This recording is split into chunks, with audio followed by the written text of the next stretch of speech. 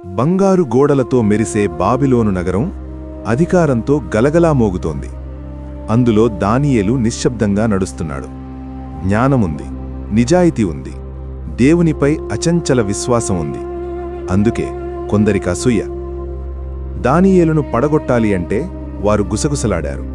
అతని దేవుని విషయమే ఉపయోగించాలి. రాజును మోసం చేసి ఒక చట్టం చేయిస్తారు. 30 రోజులు రాజు తప్ప మరెవ్వరినీ ప్రార్థించకూడదు. దానియేలు ఆ చట్టం విన్నాడు. ఇంటి తలుపు తెరిచాడు, కిటికీ తెరిచాడు, మోకాళ్ల మీద కూర్చుని ప్రార్థించాడు. ఎప్పటిలాగే. ఒత్తిడి వచ్చినప్పుడు నిజమైన విశ్వాసం మారదు. దానియేలు పట్టుబడతాడు. రాజు బాధపడతాడు, కాని చట్టం మార్చలేడు.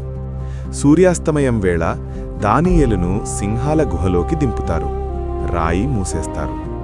లోపల సింహాలు, బలమైనవి, ఆకలితో ఉన్నవి.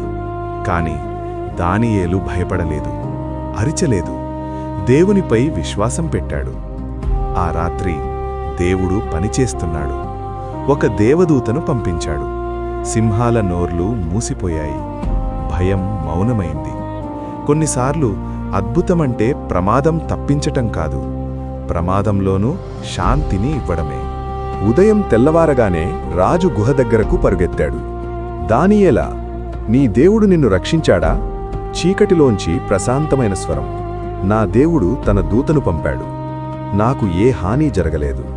రాయి తొలగించబడింది. దానియేలు బయటకు వచ్చాడు. అలాగే నిలకడగా, భయం లేకుండా. రాజు ప్రకటించాడు, దానియేలు దేవుడే జీవమున్న దేవుడు. ఇదే మనకు సందేశం. ఒత్తిడి పెరిగినప్పుడు విశ్వాసం ఇంకా బలపడాలి. దేవుడు మనలను ఎల్లప్పుడూ గుహ నుంచి బయట పెట్టకపోవచ్చు, కానీ గుహలో మనతోనే ఉంటాడు. సింహాలు చూస్తున్నప్పటికీ దేవునిపై నమ్మకముంచండి.